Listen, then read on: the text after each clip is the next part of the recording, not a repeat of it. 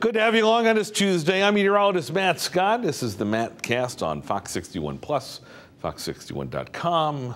And it's all looking kind of dreary today. Doesn't matter where you're getting it from. We had some rain overnight, done early this morning. Another batch coming in later on this evening. We'll show you for who coming up. Dry a couple days after that before we finish the work week off with the rain, but I think you're going to love the weekend as a result.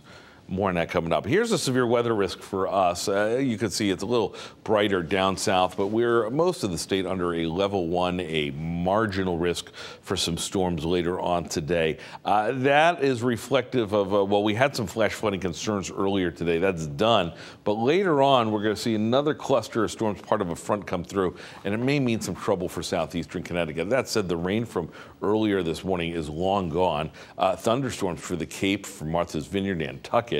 But Russ, I mean, it was heavy for some, but that was it. There's the system, and there's a trailing cold front you can pick out. I'll move the map so you can almost get a better view of it, if you will. And that's going to be coming through as it interacts with all the moisture in place down south. It'll fire up some big rains for them. For us, however, I think it's going to be a little more manageable. It's unsettled today, quite dreary.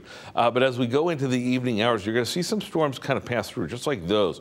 And that's going to be the question. Where they end up, where they set up, farther to the south or even farther to the north will determine just how much rain we'll potentially be dealing with for southeastern Connecticut as we go closer to the midnight hour. After that, we'll spend the rest of much of your Wednesday morning kind of wringing out the clouds, but then the sun eventually does pop out. Humidity stays high throughout the day. Even behind that system, you're going to see the humidity kind of even at its low point still be humid enough and get into tropical levels for Thursday and Friday. But by Saturday, look at that. That's good news. There's potential for a great weekend with sunshine and lower humidity levels. So chance of rain in there tomorrow morning. I wouldn't worry about Thursday, but Friday seems to be the go. But Saturday seems to be the no in terms of chances of rain. This is it for temperatures. Not much. Low to mid 70s. Maybe some of you get to the upper 70s like Old Saybrook, but really the numbers struggle today. They should be in the low to mid 80s. You can thank the clouds and the dreariness for that. Down to 66 tonight. Staying humid tomorrow into Thursday, into Friday with that next weather maker coming through. But look at the overnight lows drop to 60 on Saturday, 65, or I should say 60 for Saturday and Sunday morning, 65 by Monday morning.